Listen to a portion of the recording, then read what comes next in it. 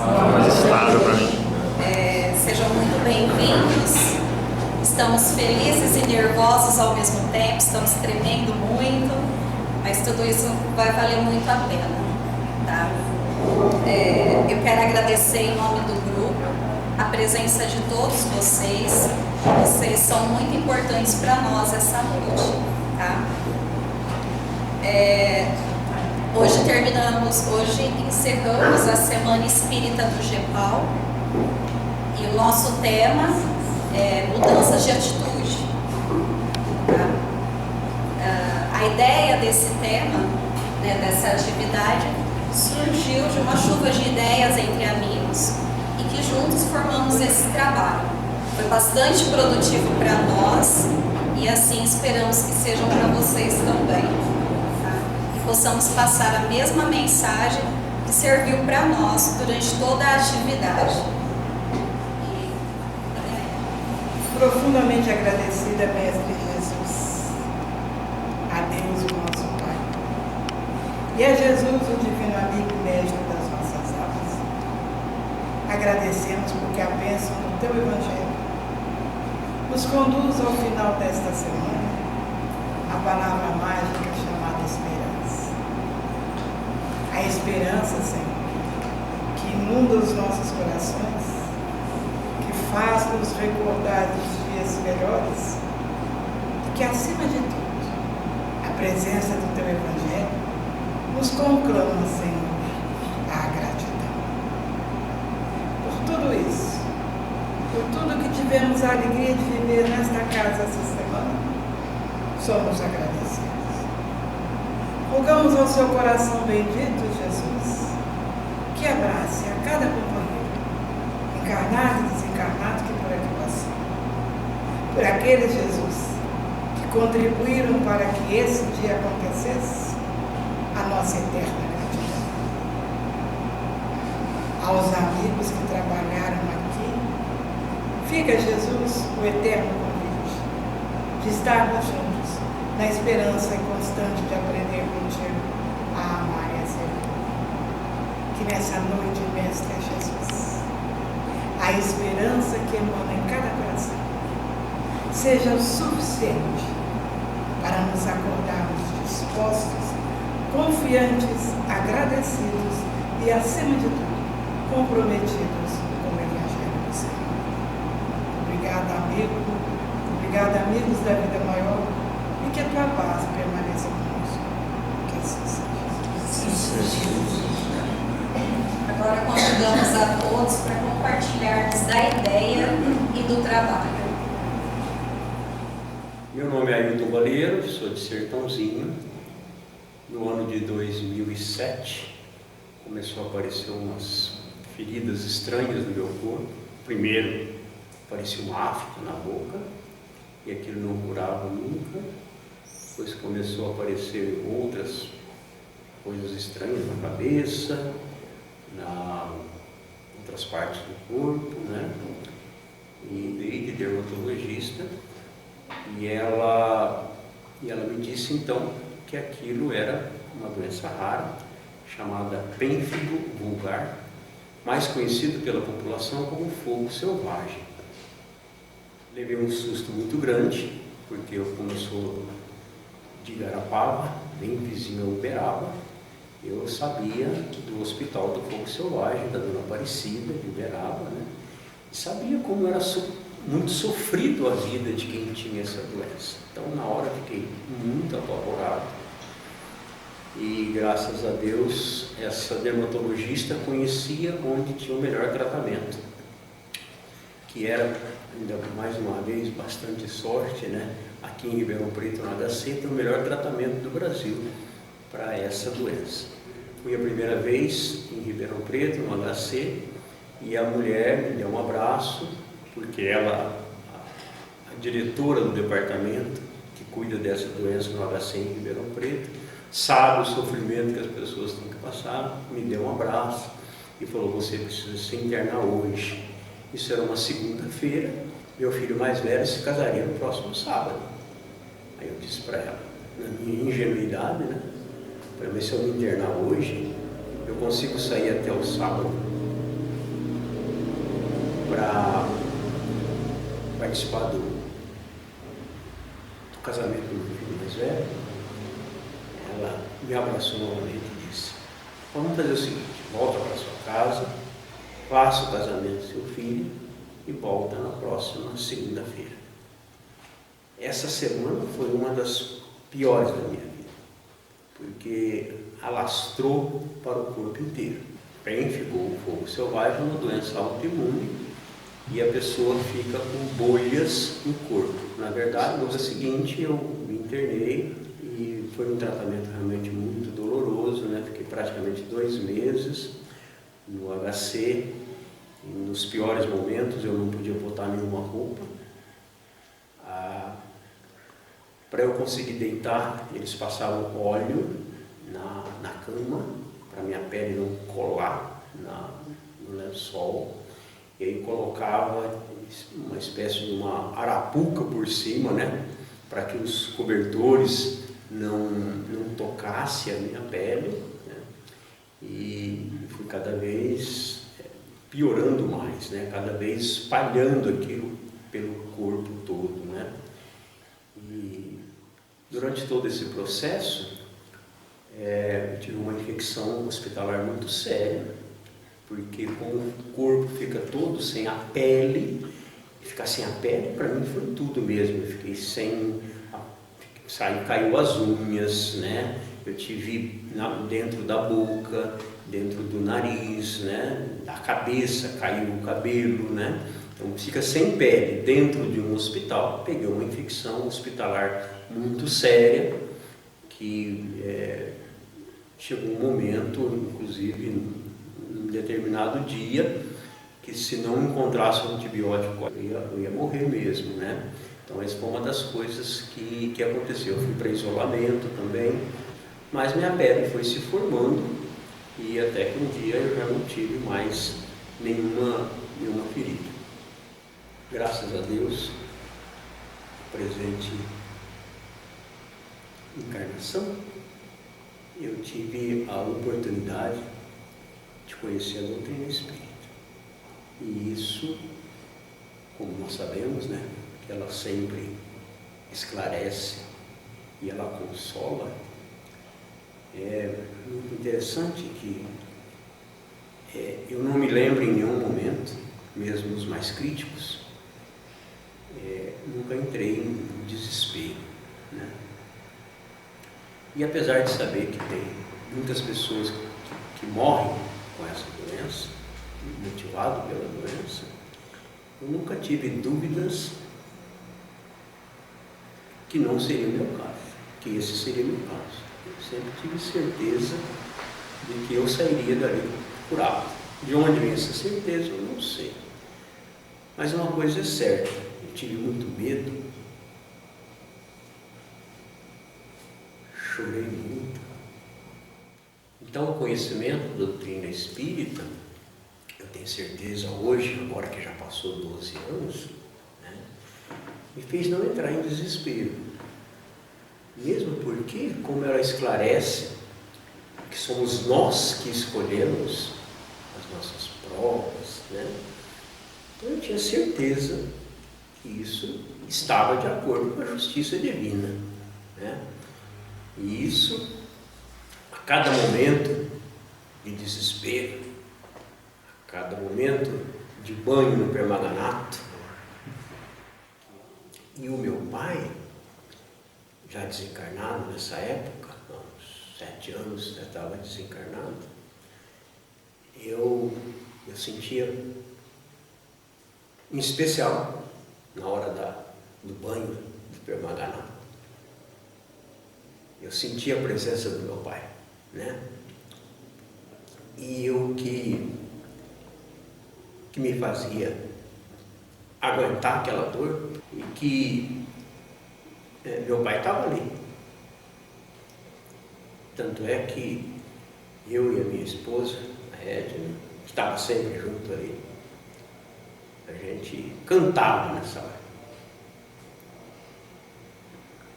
E como eu estava lembrando do meu pai, que foi evangélico a vida toda, e eu também sou de família evangélica,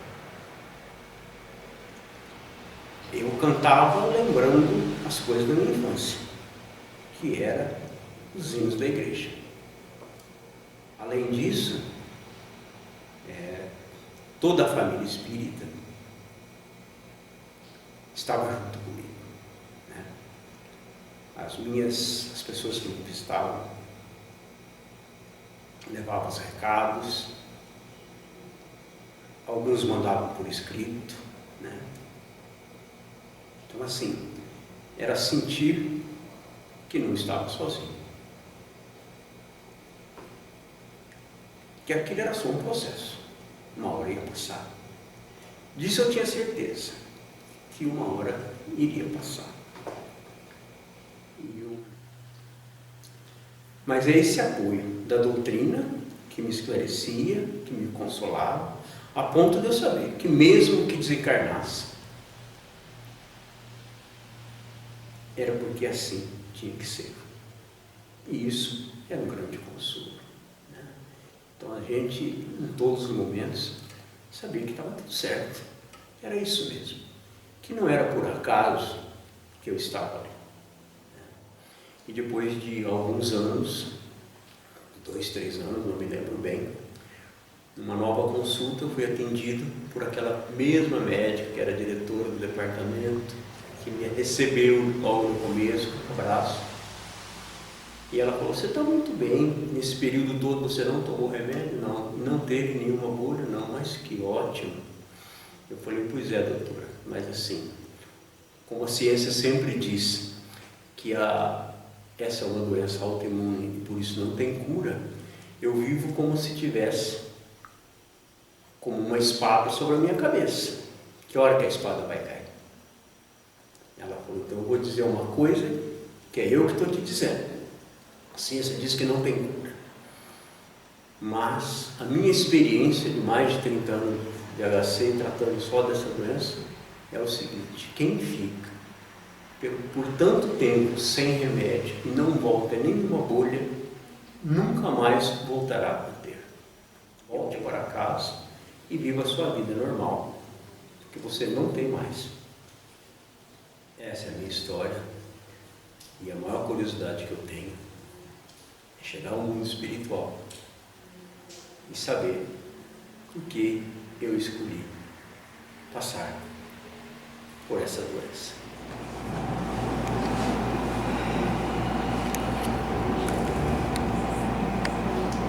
É da lei da vida ter obstáculos para aprendermos e evoluirmos. Do livro Por uma Escolha, de Peter Gonçalves, ditado pelo espírito de Felipe.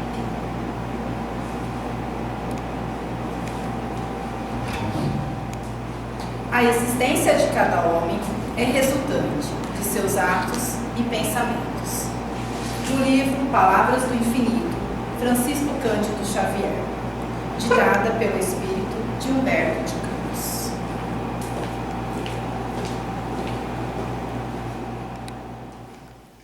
Eu sou a Luciane. Desde 2009 eu moro com meu marido, mas em 2014 a gente resolveu oficializar e efetuar o casamento, enfim. E aí veio a cobrança natural nossa de tentar ter um filho. Eu sempre tinha ido em alguns médicos e eles sempre comentavam comigo que eu tinha endometriose, que eu tinha cistos no útero, no ovário, e que um deles era muito grande, muito colado no útero e que seria impossível estar engravidando. E que em vez de engravidar eu deveria retirar o útero, pelo fato desse mioma, enfim, atrapalhar qualquer gestação que eu tivesse. Eu descobri que eu estava grávida. Veio no primeiro momento um medo muito grande, porque eu não estava preparada psicologicamente para a gestação. Veio um misto de medo, uns sentimentos de não saber como que eu ia lidar com isso, como eu ia lidar com as pessoas me vendo grávida. Fui fazer primeiro ultrassom, não ouvimos nenhum batimento. Voltamos para o médico, o médico comentou que talvez porque eu tinha descoberto muito cedo, que era melhor aguardar e na próxima semana tentar fazer uma nova ultrassom.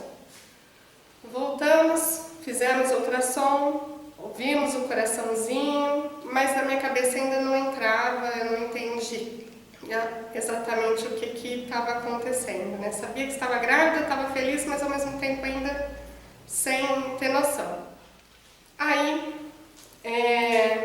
a gestação foi evoluindo, porém comecei a ter dores muito fortes. E aí eu lembro de eu ter ido na médica, foi minha mãe e meu marido junto, e a médica comentou comigo que as minhas dores era pelo fato de eu estar sedentária. Como o meu trabalho é sentado, ela comentou que provavelmente era isso. E aí me deu a outra ultrassom, porque eu já estava de 4 meses, indo para o 5º mês, e ela comentou que eu já daria para ver o sexo da criança.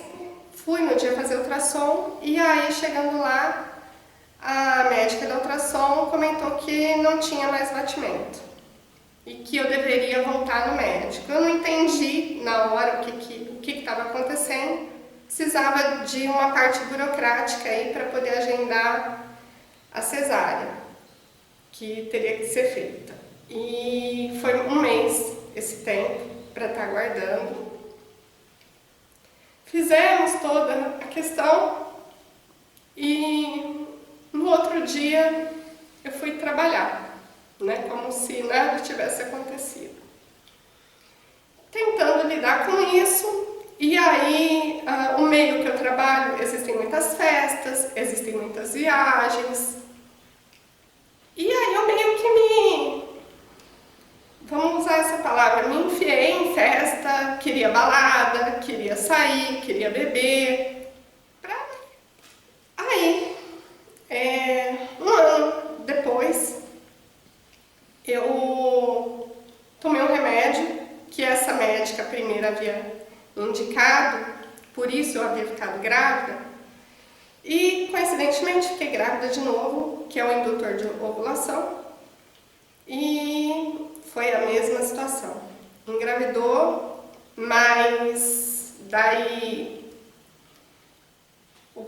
uns 3 meses eu tinha uma viagem para os Estados Unidos, fui, fiz o teste de sexagem, lá descobri que era menino, comprei todo o enxoval. No voo eu comecei a sentir umas dores, cheguei aqui, fui fazer ultrassom, já também não tinha mais batimento.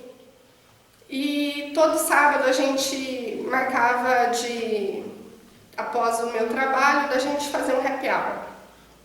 Num desses sábados eu estava num bar, uma amiga minha passou e ela comentou, olha, vai ter um curso de mediunidade, eu acho que você deveria fazer, acho que você vai gostar. No dia que ia começar, ela me ligou, falou, olha, minha mãe está passando daí para ir com você. E aí eu comecei. Aí foi, na primeira aula, foi falado aí sobre o que é Deus. E eu com muita raiva, tipo, quem é esse Deus aí? Esse Deus pra mim não tá muito certo, não.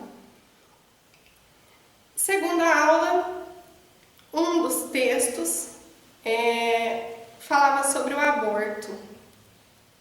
Aí ali foi o primeiro contato assim, mais profundo que eu tive com a doutrina espírita, porque eu tive que procurar no livro dos Espíritos quais eram as perguntas relacionadas ao tema. Me senti confortada e ao mesmo tempo alimentada, como se as coisas que eu estava buscando, estava ali, era só estudar, era só eu correr atrás, que eu não precisava sair, porque eu saí.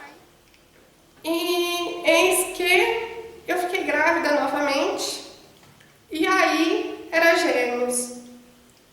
Aquilo eu fiquei, nossa, mudei o conceito de Deus. Deus é maravilhoso, Deus é top, o que eu tinha perdido Ele estava me devolvendo. Liguei, eu já estava numa clínica em Ribeirão fazendo, e aí eu expliquei a situação. Ela falou, não, pode vir aqui agora que eu vou fazer a sua ultrassom. Cheguei lá, os dois já não tinham mais batimentos. nesse momento, foi a hora que eu acho que eu caí de vez. E aí a gente já começou, tipo, não queria mais falar de ter filhos, não queria mais pensar em nada. E aí foi onde eu comecei a estudar mais.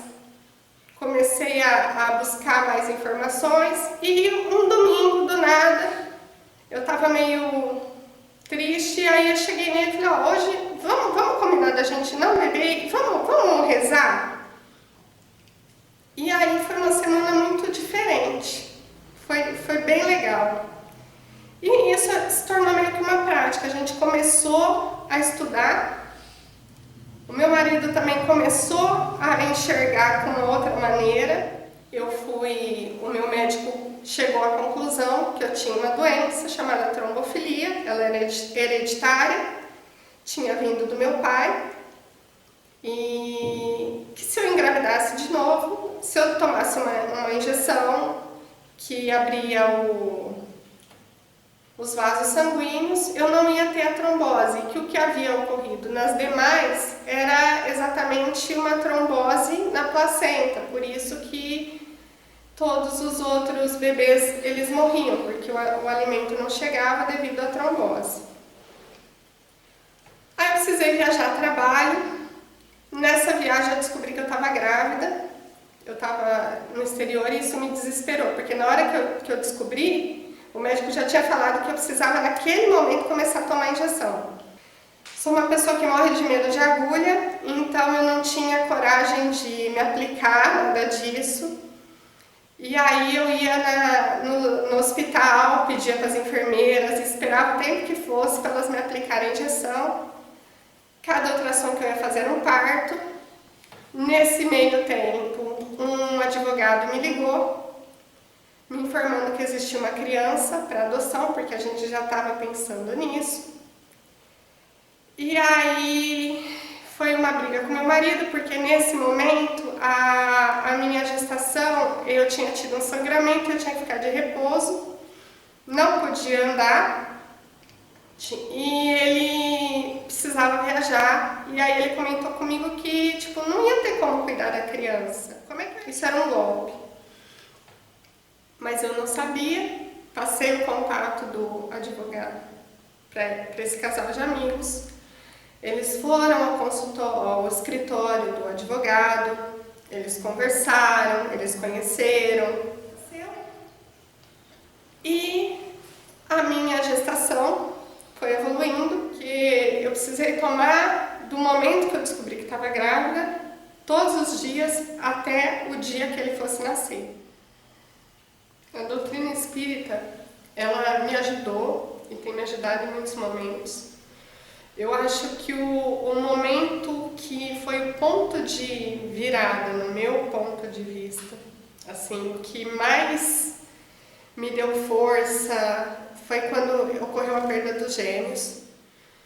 E aí, de novo, essa minha amiga que fazia parte da questão da adoção, chegou com um livro espírita no meu local de trabalho para que eu lesse, que era sobre maternidade.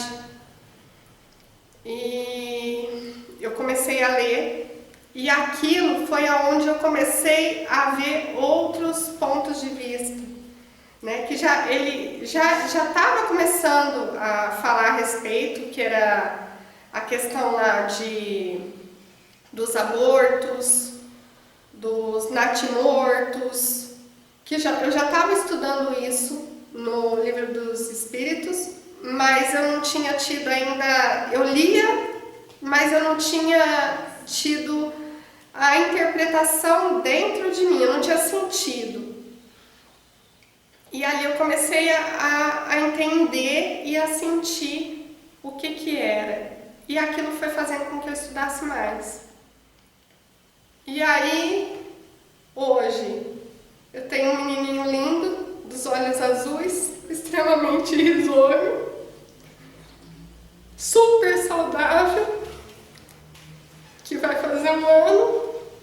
Eu ainda não acredito, a ficha começou a cair recentemente.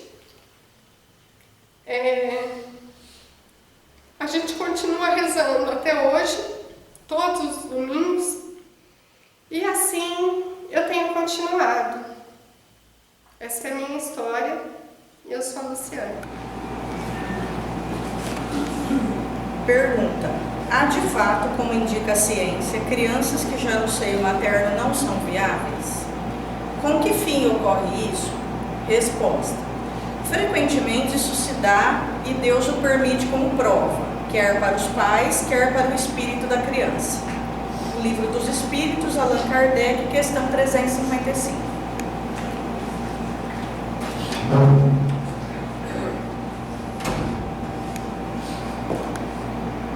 Toda obra tem início no pensamento, que se responsabiliza pela ideação a ser transformada em realidade. Do livro Atitudes Renovadas, de Valdo Pereira Franco, ditado pelo Espírito Joana de Ângeles.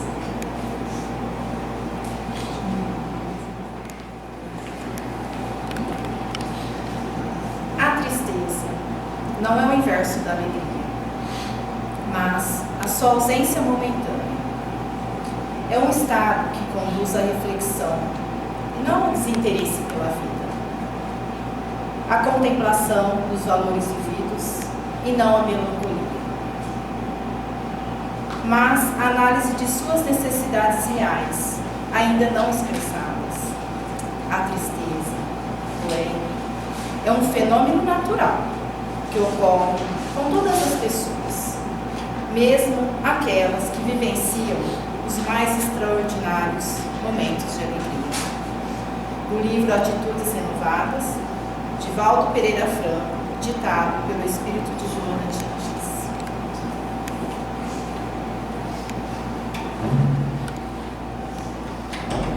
Pergunta: assim, as penas impostas jamais o são por toda a eternidade? Resposta: pobres ovelhas desgarradas, aprendei a ver, aproximar de vós o bom pastor, que longe de vos banir para todo sempre de sua presença, vem pessoalmente ao vosso encontro, para vos reconduzir ao aprisco. Livro dos Espíritos, Allan Kardec, questão 1009.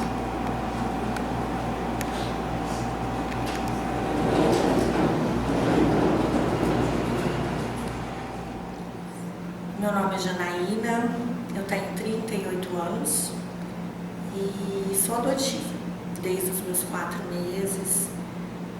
A minha mãe adotiva me adotou com 43 anos, solteira. E eu sou filha única, né, adotiva, minha mãe não teve mais filhos, né? E tive uma infância feliz. Fui muito amada, mas algo relevante que eu preciso falar da minha infância é que teve o abandono, o primeiro abandono de quando eu fui abandonada, né, pela minha mãe biológica, e quando eu fui adotada, digamos que eu não fui adotada. Hoje existe muitas mães que acontece isso até em famílias biológicas, às vezes a gente não adota os próprios filhos. E isso eu vim a descobrir com muita terapia depois de muitos anos, o porquê dessa relação de amor e ódio entre eu e minha mãe, que eu não tenho dúvidas que ela me ama, mas ao mesmo tempo é aquele amor assim, eu te amo, mas eu gostaria que você fosse diferente. Então, a minha mãe já foi muito guerreira de me adotar solteira naquela época. E, então, assim, teve algumas coisas que ela não estava preparada. Teve um momento da minha vida que, numa terapia, a psicóloga falou assim para mim, foi muito impactante. Você nunca teve mãe. Você nunca foi adotada. Isso me doeu, assim, profundamente, mas já era um momento da minha vida que eu estava buscando o autoconhecimento e buscando resolver a situação. Sempre tive vontade de adotar também, sempre, sempre. Quando eu me casei, meu marido também, graças a Deus, tinha vontade de adotar, ele sempre falava isso. Independente de eu ter filhos biológicos ou não, eu queria adotar. Para mim, ser mãe é muito claro. Eu não sei se é porque eu venho de uma adoção ou se pela ter nascido numa casa com as pessoas espíritas, né? A doutrina espírita me auxiliou muito nessa compreensão muito clara, né? Que filho é filho e não importa de onde ele venha, né? Aquilo que o desafio que a gente tem que vivenciar, a gente vai vivenciar sendo filho biológico e sendo filho adotivo. Isso. E quando eu descobri que eu não podia mesmo engravidar, eu tinha dificuldade, meu marido tinha dificuldade por coincidência, né? E a gente paralelamente estava na fila para adoção e a gente teve nesse meio tempo aí, nesse caminho, a gente teve algumas perdas, né? Eu já tentei fertilização, adoção de embriões, e tentei adotar uma menina de 10 anos, na qual não quis ficar. Com essas experiências de perdas, eu só consegui ampliar minha capacidade de amar. Eu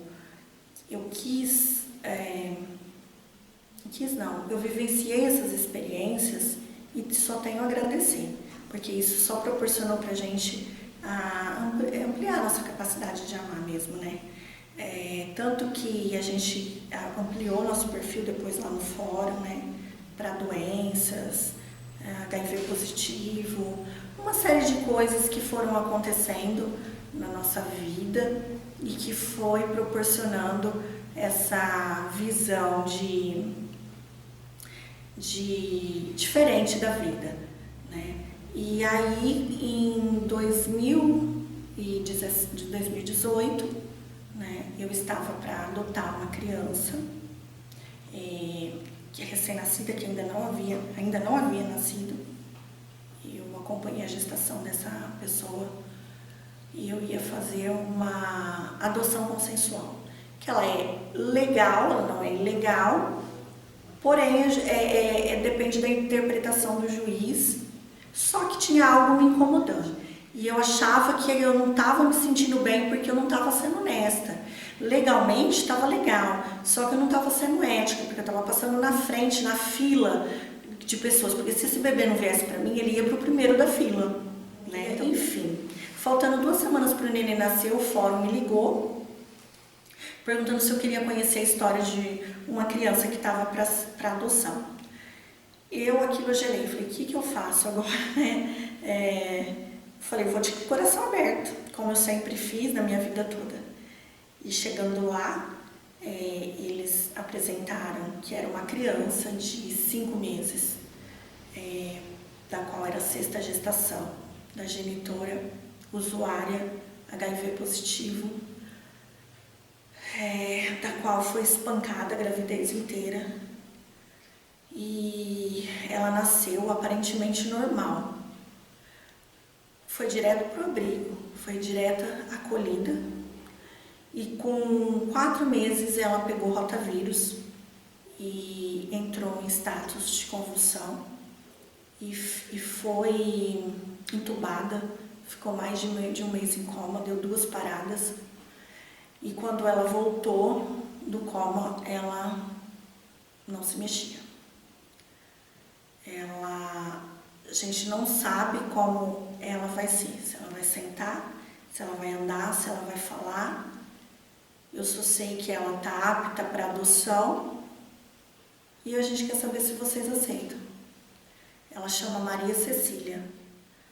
Aquilo eu comecei a chorar e reconhecer minha filha através do nome dela. Tanto que eu não mudei o nome dela porque eu reconheci ela e desisti da criança que estava para adoção. Uma criança aparentemente perfeita aos nossos olhos. E nasceu um amor muito grande ali naquela hora, foi uma emoção como se eu tivesse tido um parto mesmo. E aí eu reconheci o verdadeiro amor maternal Não tive dúvidas que ela era minha filha. Não tive dúvidas que eu amava ela profundamente. Maria Cecília era minha filha. E a gente começou a correr atrás de médico, de tratamentos, de laudos, de diagnósticos, porque até então ela não tinha. E a gente descobriu que ela tem uma atrofia, uma leve atrofia cerebral. E o que deixou ela assim atrasada, pior no desenvolvimento, foi que ela tinha síndrome de West, que é uma epilepsia de difícil controle, da qual é degenerativa e não deixava a criança desenvolver. Ela tinha... E no 6º, o neurologista conseguiu um tratamento com a CTH, que é corticoide. A gente ficou, eu e ela, 20 dias internadas, totalmente isolada no quarto, por conta da imunossupressão, né, de imunidade vai a zero. E ela não podia ter contato com nada. E ela sarou da síndrome de West. A Maria Cecília, ela veio para me ensinar que Deus... Acreditar em Deus é uma coisa, todo mundo acredita. Na hora de confiar é que a gente põe em xeque a nossa confiança. A doutrina espírita entrou na minha vida, a minha família, né, adotiva já era espírita, porém, na teoria é uma coisa, né? Cair no coração é que é diferente. Quando que caiu no meu coração? Né? Quando eu comecei a me questionar, teve uma fase da minha vida que eu comecei a ter uma crise interna, né? E dos porquês da vida. Já era casada e eu comecei então, não tinha outra alternativa, comecei a rezar. E nessa hora eu vi o poder de uma oração e Deus me mostrou o caminho. Eu comecei a fazer pedagogia, eu já tinha uma faculdade, e aí eu fui convidada por um amigo muito especial do movimento espírita para trabalhar na feira do livro no final do ano. E lá ele me convidou, falou que tinha uma escola que trabalhava com evangelização, que era da minha área, que tinha assim, trabalhar com criança, pedagogia. E eu me interessei e fui. E a partir desse momento eu comecei a estudar muito, comecei a participar dos estudos, né, mais dos estudos do que das palestras, e comecei a querer pôr em prática, né? Eu costumo dizer assim, ó, quando a dor começa a ficar maior que o medo de mudança, é a hora que a gente muda. E o caminho, e o único caminho não existe, é o autoconhecimento, é a transformação, é colocar em prática aquilo que a gente estuda na doutrina espírita. Um dia a gente consegue, outro dia a gente não consegue. Aliás, a gente mais não consegue do que consegue. Não é de um dia para o outro. Isso tudo que eu sinto não é pleno. Eu estou no exercício ainda. Mas é muito libertador. É uma sensação de paz interior muito grande, que vai nos aproximando cada vez mais da felicidade real. Então, pessoal, essa é a minha história.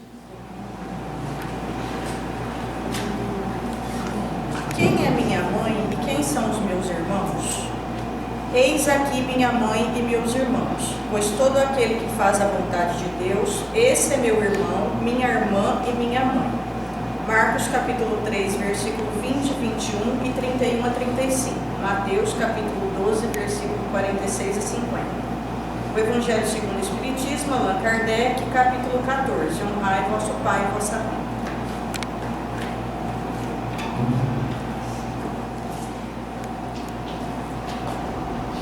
O espírita sério não se limita a crer, porque compreende.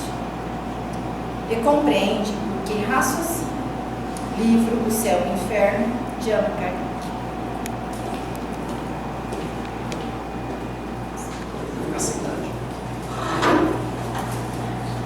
Primeiramente a gente precisa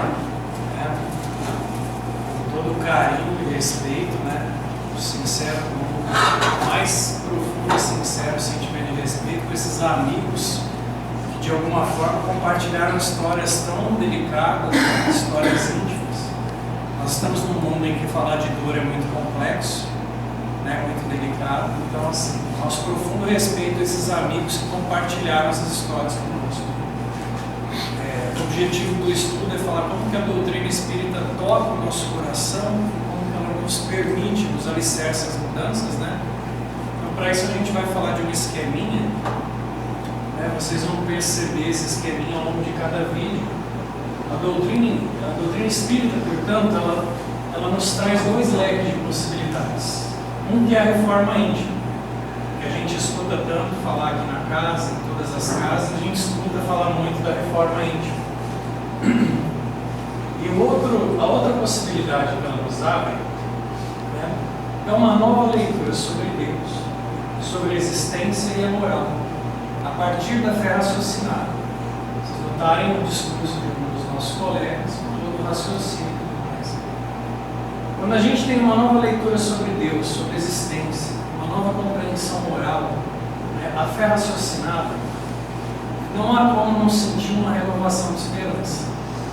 Todos os nossos companheiros no vídeo, né, nos vídeos passados, a hora que eles começam a citar a doutrina espírita, a vivência espírita, qualquer conhecimento que eles adquiriram na doutrina espírita, eles passam a falar para a gente da palavra esperança.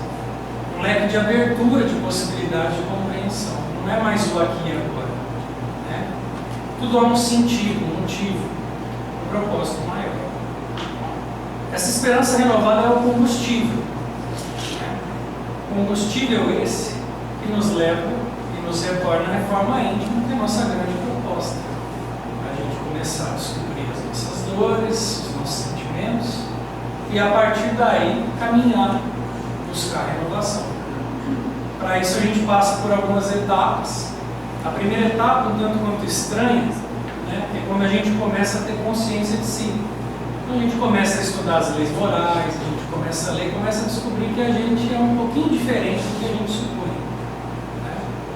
Eu começo a perceber características em mim que antes eu não percebia. Né? Eu me irrito com alguma coisa, com a colega está estudando comigo, de repente ela fala uma coisa, eu fico meio melindrado, me chateio, né? E aí a Edna de vez em quando dá uns tentáculos ali, eu fico querendo balançar ela pela. Como assim? Claro, o Bonnie então nem se fala, né? Quem conhece o Bonnie aqui sabe. Né? Então assim, a gente começa a identificar por que isso me incomoda, por que isso toca a mim de uma forma que desperta aquela colerazinha assim, né? E aí esse momento é o momento que a gente está lá buscando a consciência de si, a gente começa a ler o livro dos Espíritos, as leis morais, todo o funcionamento, essa nova leitura do Evangelho, né? Começa a colocar um espelho, né? A gente vai construindo um espelho mental e a gente vai se vendo de uma forma que a gente nunca se viu. E esse momento é, de certa forma, constrangedor, embaraçoso, porque a gente se percebe realmente de uma forma que fala assim, ah, isso aqui tá esquisito esse trem, né? A gente precisa organizar essas ideias. Passado essa fase inicial de conhecimento de si, a gente vai começar um segundo momento, que é a consciência reflexiva de si. Então eu estou lá no meu estudo com a minha amiga Zilma, com a Edna, com o João, esses ícones, né? Esses ícones de sabedoria, assim, essa luz, né? Ruim de ícone. O Creomar, o nosso mentor espiritual da casa, né? Já estava bravo, mas a parte dele é elogio. Não, né? mas o Creomar é pura calmaria. Não, mas vamos fortalecer o ego para depois ali a gente trompa um pouquinho, né? Então aí a gente começa com a consciência reflexiva de si. Estou lá no estudo, a Edna fala um negocinho, né? E aí a consciência reflexiva aí, me chateei com aquele negócio ali que a Edna falou. Tá falando que eu não sei falar o que eu tenho que falar, e o orgulho vem, né? Aí eu começo a me ver de novo, né? E refletir. A diferença é que antes eu estranhava, agora como eu já sei um pouquinho, falo, e o orgulho lá me alfinetando, né? Depois eu pego a Edna, deixar ela. E você fica remoendo a Edna, não tem inteiro depois, né? Não. Aí no estudo eu já tô lá, aí eu vou pra casa, chego pra esposa e falo, aquela Edna, olha só. Não, o Bonnie então deu uma risadinha de canto de boca, né? Característica dele, isso, né? Assim, Só o Creu, né, que no final o Creomar vem e fala, meu amigo, fiquemos calmos, vamos ouvir um bom e velho rock and roll. Você não estava aqui hoje com Jesus. Ah, é? Quem? O João? Não, Marcos? Jesus estava presente. A voz é fantástica. Agora sim. Então aí nós temos essa consciência reflexiva de si, que a hora que eu percebo, eu começo a analisar um pouquinho os meus sentimentos, os meus desejos, né? Eu começo a agir, mas logo que eu agir, eu já, né? Esse momento é muito importante. A hora que a gente começa a refletir e identificar esses gatilhos, aí a gente consegue passar para um terceiro momento, uma terceira possibilidade. Essa terceira possibilidade, só o Creu, só o Creomar, para trazer para a gente o nosso. Você vai ficar bravo comigo? Não. A nossa tá vendo? Iluminado. Extremamente preparado. A nossa terceira possibilidade é a mudança existencial. A partir do momento que eu identifiquei lá que eu me melindro com determinadas coisas, que o meu orgulho está exaltado, que eu quero ser o dono da verdade, né? Sabedor de todas as coisas, e aí eu não suporto a fala de alguém, né? Tudo eu acho que é ofensivo, é uma crítica, né?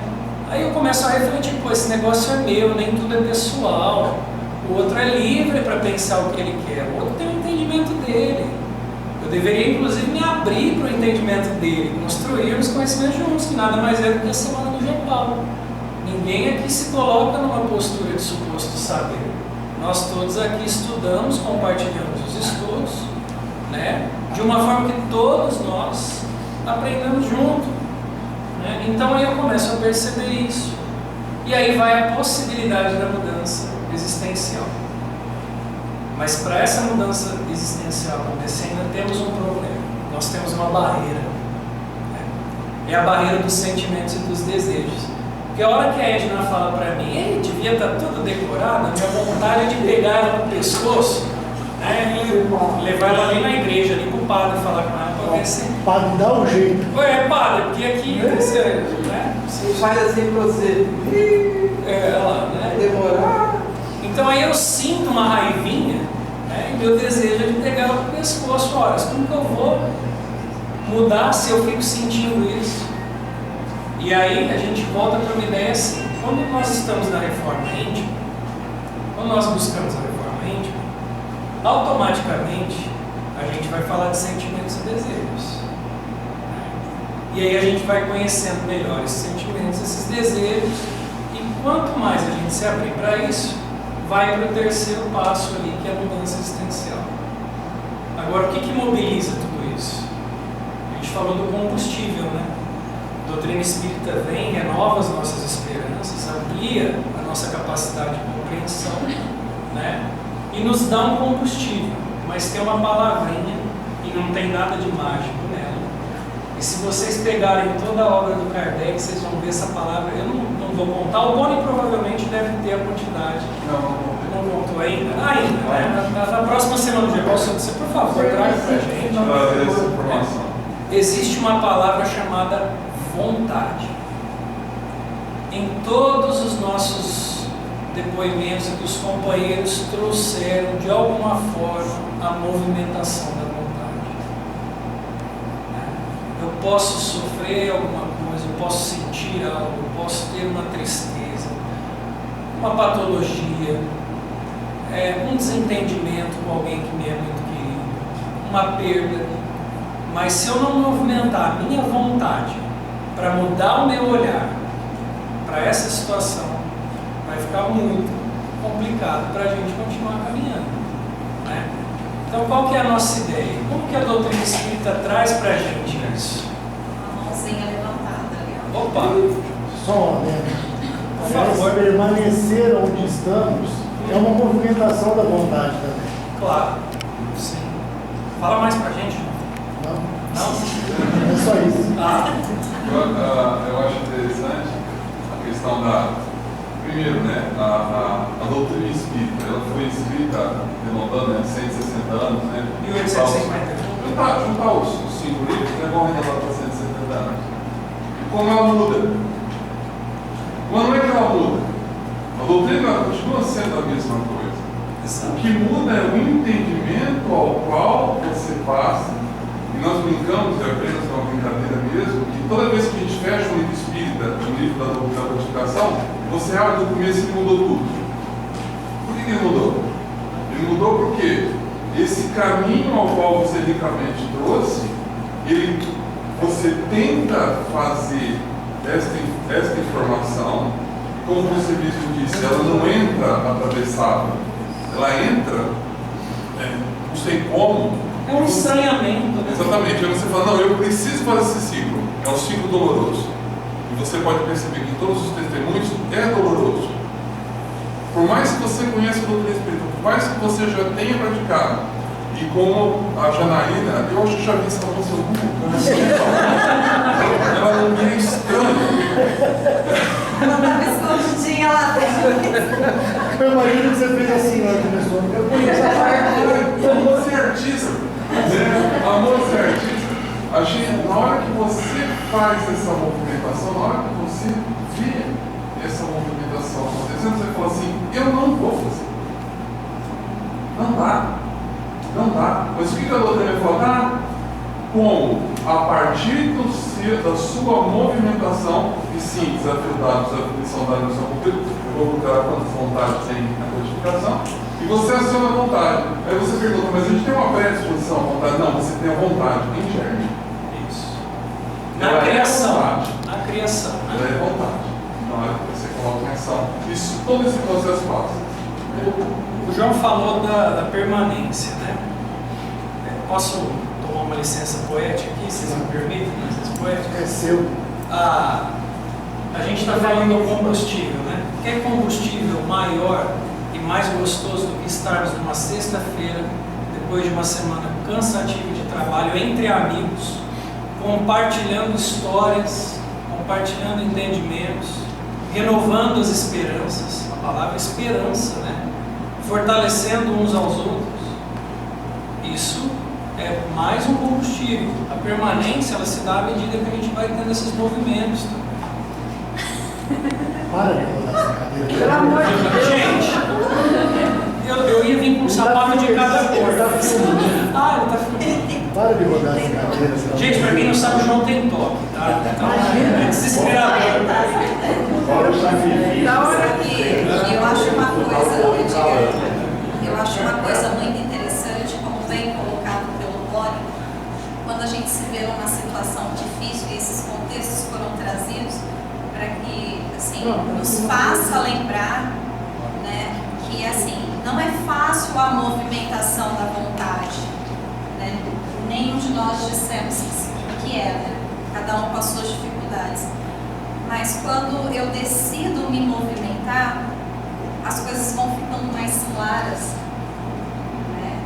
né? Nos faz lembrar que é possível, né? Apesar da dificuldade, das dores, assim, não importa se eu quebrei um dedo, se eu arranquei um braço, dor é dor, né? Cada um vai sentir dentro da sua intensidade, né?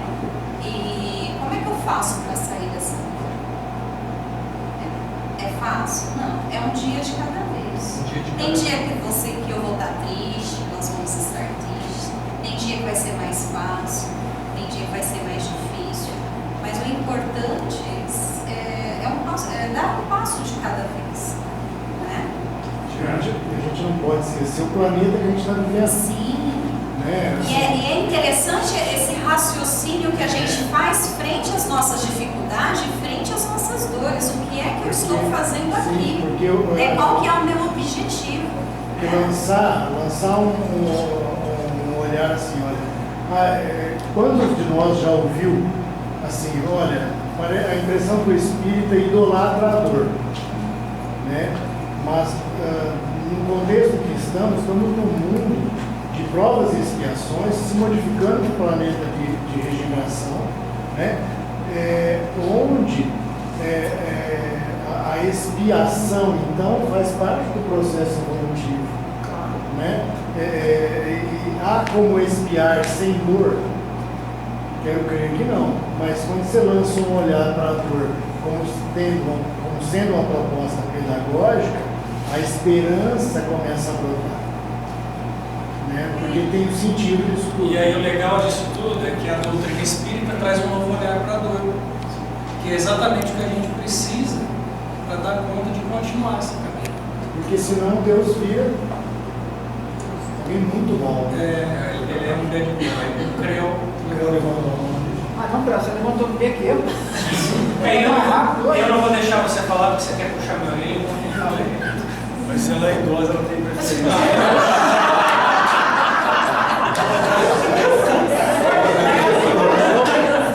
Ele dá a vez dele.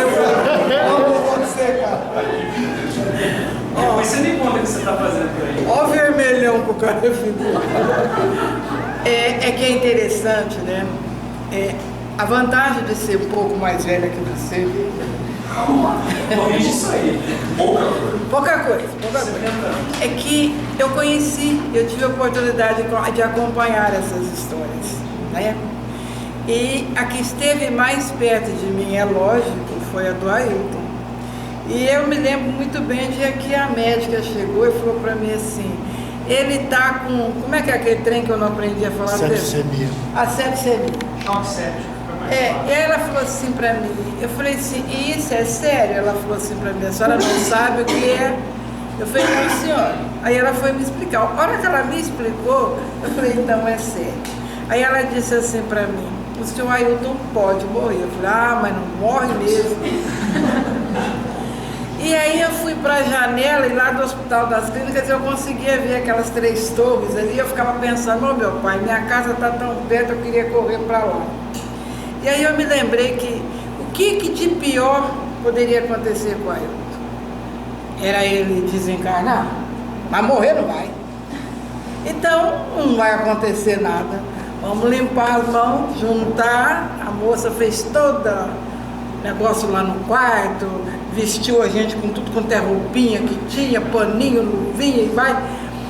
E aí quando eu entrei no quarto, ele ainda estava meio inconsciente, muito difícil, ele falou assim para mim, tá tudo bem, eu falei, vou só te falar uma coisa. Se me largar viúva com 4 filhos, mas não entra no céu, mas nem no empurrão. E todo instante que ele acordava, eu estava lá para dizer para ele, bora, porque os meninos estão aí, eu não vou criar sozinho. Tá aí o meu amigo João, que não me deixa medir, né, João? Que então aí a gente começou esse processo. Agora é muito interessante quando você chega nessa posição, que o que vai acontecer? Né?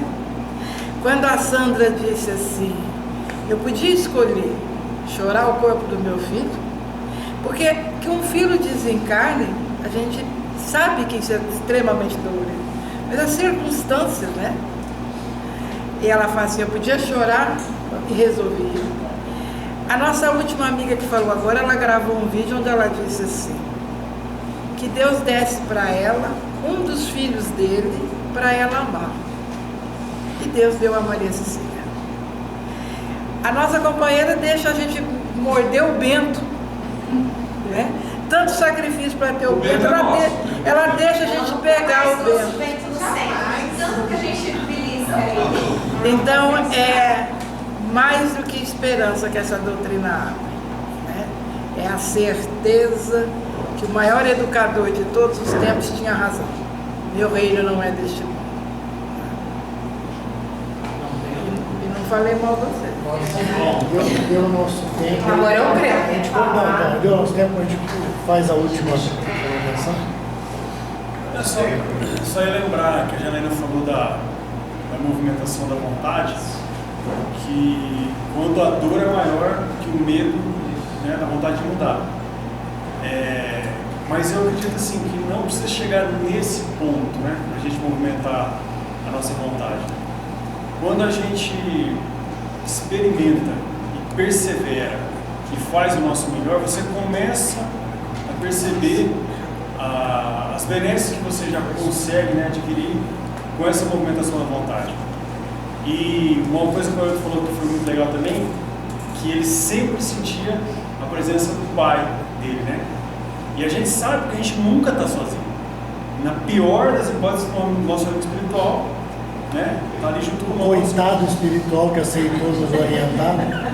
Então, essa movimentação da vontade, a gente pode contar sempre com os amigos, né, com o amigo espiritual, com Jesus, com o marido. Basta que a gente confie em Deus, em nós mesmos, e tenha essa perseverança. Porque aí, se você fizer a sua parte, o começo é sempre mais difícil. Tudo que a gente for fazer, né? Você vai na academia, os primeiros dias você está morto de dor. Passa uma semana, o João sabe disso, depois começa a correr, Nossa. passa um mês, 2 meses, você não quer parar de correr mais. Então, essa movimentação da vontade, para mim, ela é fundamental, mas a gente tem que fazer tem gente que fala de sacrifício. A gente não tem ideia do que é sacrifício. É um pouquinho de esforço. Só que a gente é acomodado, né? Você sabe o que eu costumo usar aqui para pensar isso que você está dizendo? Eu costumo dizer que a gente tem que ter um compromisso ético no bem. No bem, automaticamente, você precisa de vontade. Né? Então, se você tiver um compromisso ético de acordar todo dia um pouquinho melhor, está tudo bem. Né? Vai ser um tijolinho por dia, lá no final dos 89 anos, 90 que a Edna já tem, ela deve ter construído um pouquinho lá da... Perdeu a resposta. E uma coisa que é importante, a gente precisa planejar, né, traçar uma estratégia e executar, estipular metas. O Éder falava muito bem, quando a gente deixa ao Léo, né, as circunstâncias da Vai da valsa. a gente não chega em lugar nenhum. A gente tem que ter, sabe, sempre metas, né, objetivos e perseguir aquilo, o mais difícil que pareça, porque senão a nossa encarnação passa muito rápido. Quando a gente se dá conta, já estamos... Não percebeu, né? E Não percebe. os objetivos ficaram dispersos. Isso. Posso fazer a última citação em cima do que o Edgar falou? Questão 919 do Livro dos Espíritos, A e B. Isso. Ok. Santo Agostinho. Santo Agostinho.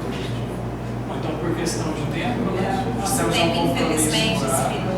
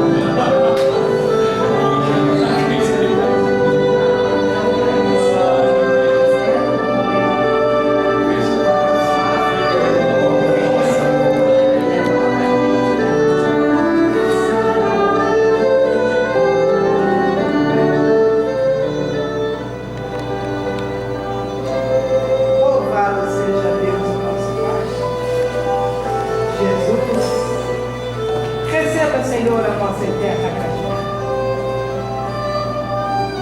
Acreditamos, Mestre amado, que vós, como educador de todos os seres, quando disse no Horto das Oliveiras, bem-aventurados os aflitos, bem-aventurados os que sofrem. Quando o Senhor disse que o homem manso herdaria a terra, ajuda, Senhor, a amansar os nossos corações, para que possamos exercitar, Senhor Jesus, a glória dos que te conhecem. Obrigada, Senhor, por cada instante, por cada emoção, por cada testemunho, por cada demonstração de boa vontade. Achega, Senhor, os melhores dos nossos corações. Transforme, Senhor Jesus, num buquê de flor imenso e entrega nessa, Senhor, ao Mestre Carmelo. Que em cada pétala da flor, que cada ramo, que cada perfume exale, Senhor, a nossa gratidão. Obrigada, Mestre Carmelo. Obrigada, Mestre Jesus. E louvado seja